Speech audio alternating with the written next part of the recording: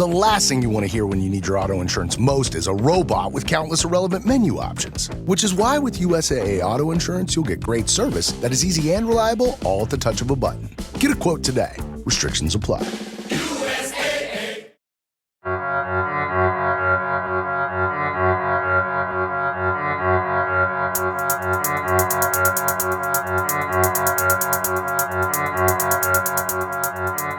Welcome back to Drilled. I am Amy Westervelt. Our series with Earther has come to a close. I'm going to miss Darna Noor co-hosting with me, but we do have one more thing to bring you today, and that is the complete interview that we did with Katie Worth. Her book, Miseducation, about the sorry state of climate education in U.S. schools, is coming out November 16th, so in just a little over a week. If you're interested in getting that book, we'll stick a link in the show notes. Katie had a bunch of really interesting things to share from her research, which we were able to include in a couple of episodes, but we thought that you might want to hear the whole interview. That's coming up right after this quick break.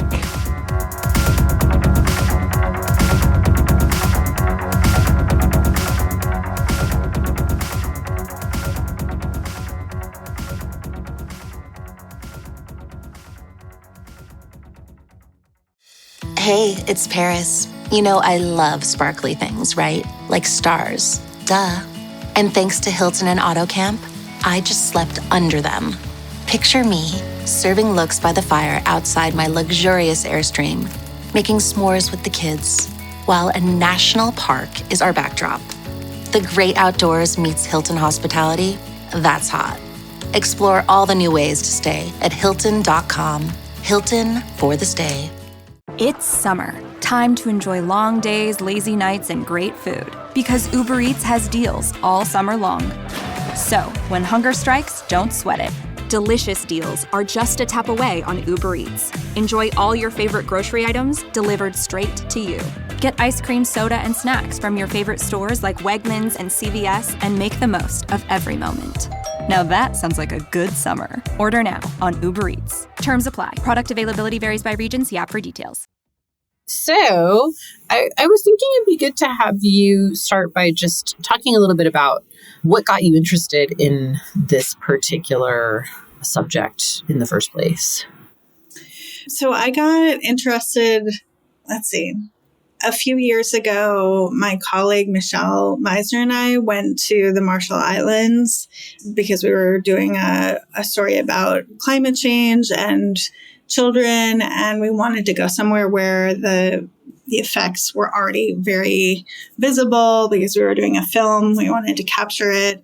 And so while we were there, we talked to all these kids, and we were really struck by how much they knew about climate change. Like, they were more conversant in the causes and effects of climate change than like most adults that I know. And wow. These little kids. So the deal with the Marshall Islands is that they can move, Marshallese folks can move to the U.S. without a visa because we have a military base on their island. That's part of the negotiated agreement. So there's a very large Marshallese community in Arkansas, of all places. One of the kids that we were talking to in the Marshall Islands, his family was considering moving to the States. And so the question came up, what would he learn if he moved to the States about climate change? What are American kids learning about climate change? So that was sort of an open question, and there had been some reporting on it, but not a great deal. And so that's kind of how I started digging into the question. That's so interesting. Would love to have you walk through this example of the school that you visited in Arkansas when there was surprisingly an energy company person there. We went to Springdale, Arkansas to visit some schools there because of this connection to the Marshall Islands, because there's such a large Marshallese community in Springdale.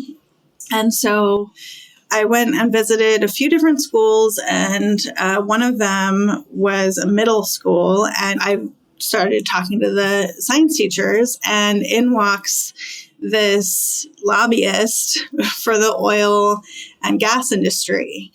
And she is a representative, actually, of Arkansas Independent Producers and Royalty Owners, which is Arkansas's oil industry organization, basically. And she was there to talk to the 7th graders. And she had a whole PowerPoint presentation, and her entire job was to go school to school and give a presentation about the fossil fuel industry to middle schoolers mostly. Occasionally, she would visit like an elementary school or a high school, but spoke to a lot of 5th graders and 7th graders. Wow. Okay. And there's this one line that you have in the book that this person was talking about, where she says, so when you consider energy, you have some real thinking to do. And then she talks about like, you don't want to stop building homes. Yeah. So she was there. I mean, a lot of what she was talking about was kind of legitimate information, like, you know, how oil is taken from the ground and the machinery that does that and kind of the geology of it all. But then she got into talking about carbon emissions, and she didn't really explain what carbon emissions were. She didn't explain why they might be a problem.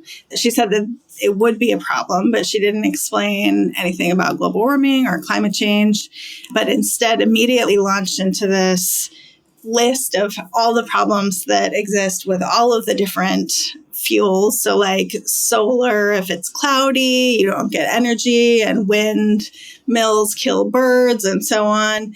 And then she talks about how important fossil fuels are to the world and how they've lifted people out of poverty. And if we kind of stop using fossil fuels, we'll leave a whole bunch of people in poverty, according to her, which is not supported by evidence. But, you know, that was the narrative that she was telling. And she had this line. So she was talking about how when you're considering energy, you have to do some thinking about your values. She says, first of all, you need to decide your standard of value. You need to decide, is human life the most important? Humans getting healthier, wealthier, happier, living longer?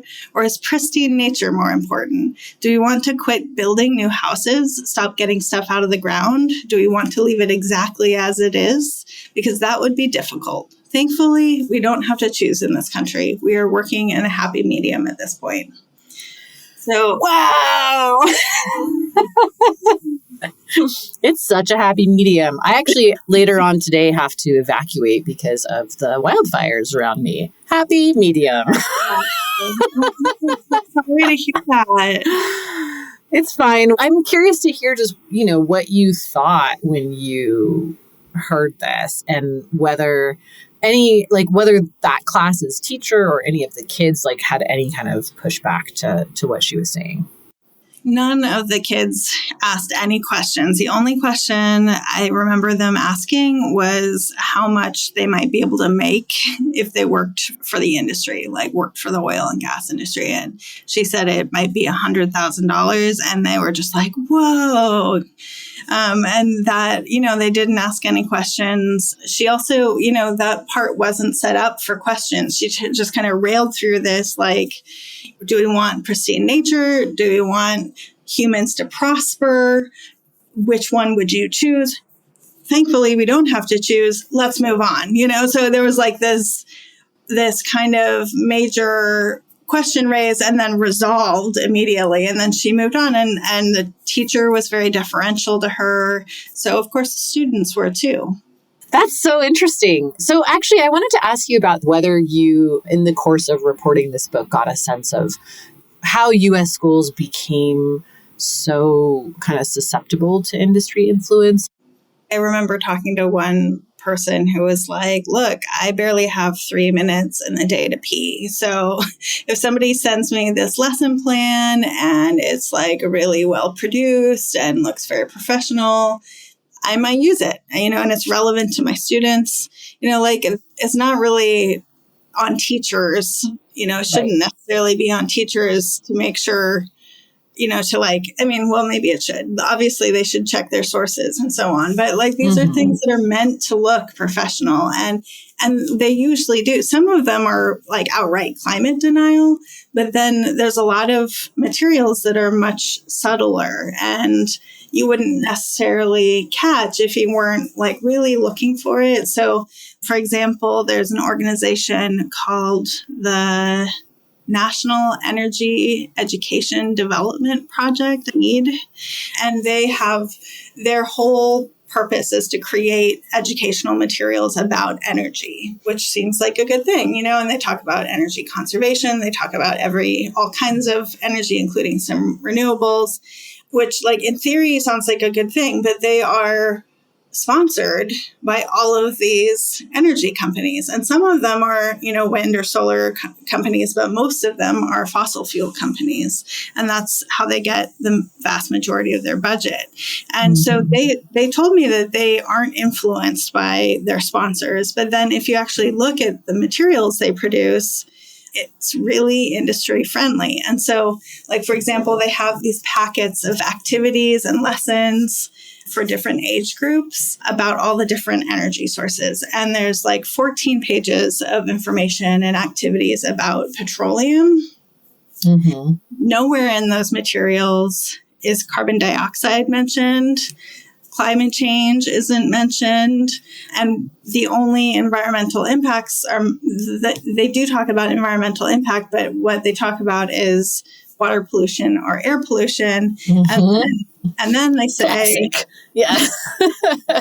then here, I'm going to quote this directly. So there's a paragraph about all the great things that petroleum products do for us, but that there's a trade-off because there can be, some oil or water pollution. And then there's a paragraph that reads, the petroleum industry works hard to protect the environment.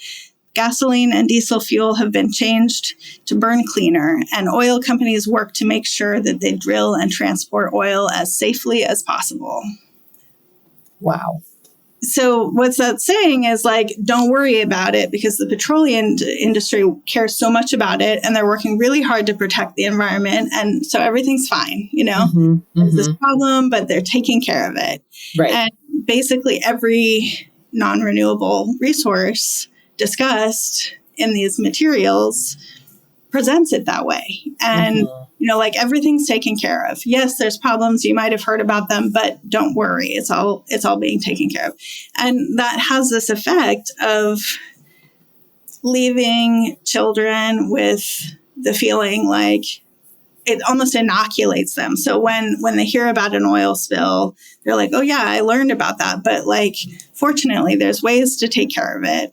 And like, there's no discussion of regulation. There's no discussion of climate change. It's just like, here is this product that does so many things for us. And fortunately, the people who make it are really concerned about doing it in a way that's safe. Yeah. So me and Darna have been focusing on kind of on the social science side, not necessarily how it influences social science curricula, although we have found some of that too, but the way that like the industry's materials and sort of influence in education has served to kind of narrow the spectrum of possible solutions that we're even sort of allowed to consider.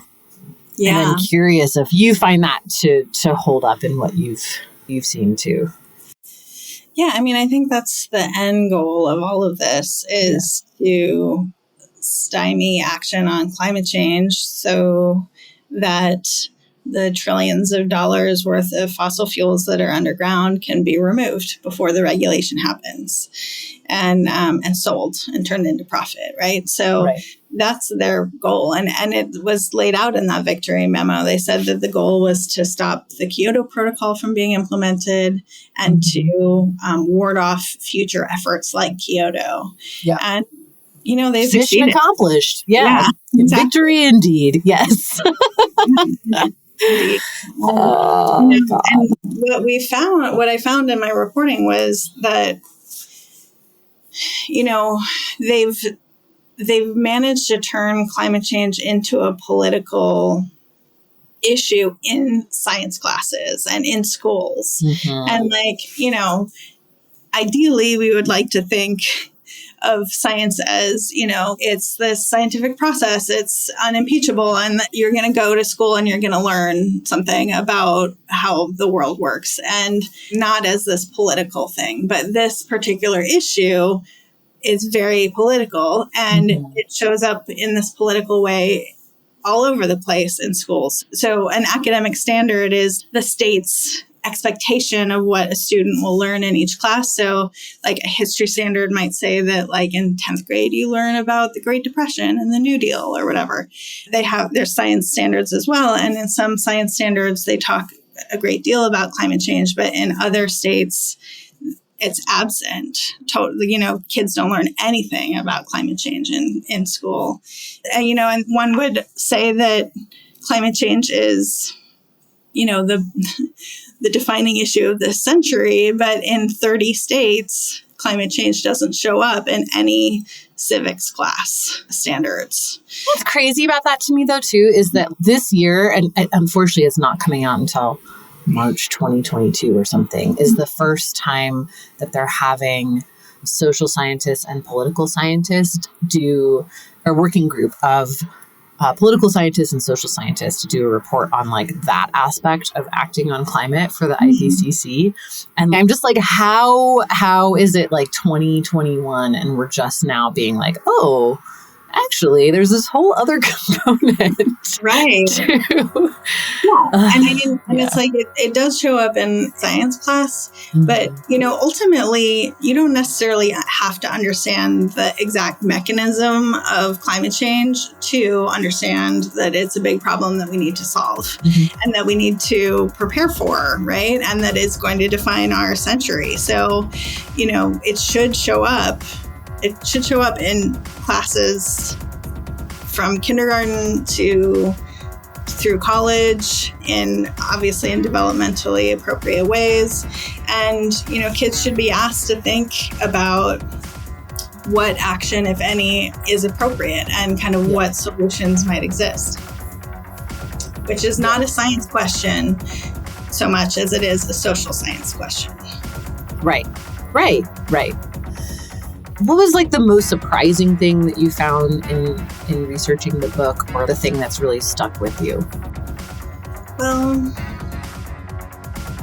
it surprised me to learn that as many as a third of science teachers tell students that climate change is likely natural, and that about a quarter of children leave school thinking that it might be natural, basically not believing that climate change is happening, even as they're emerging into a world where it is happening in their communities often. And, that didn't happen accidentally. That wasn't just caused by kind of chance or accident. It was caused by this really intentional campaign that was at times and in certain ways really targeted at children. And of course, like the adult world affects children, but then there's almost this other level where if you're trying to spread disinformation to adults and it kind of trickles down to children, that's kind of to be expected. But that there was this actual people thinking, how can we get children on our side? How can we get this disinformation into the hands of children and into the minds of children? And then they succeeded.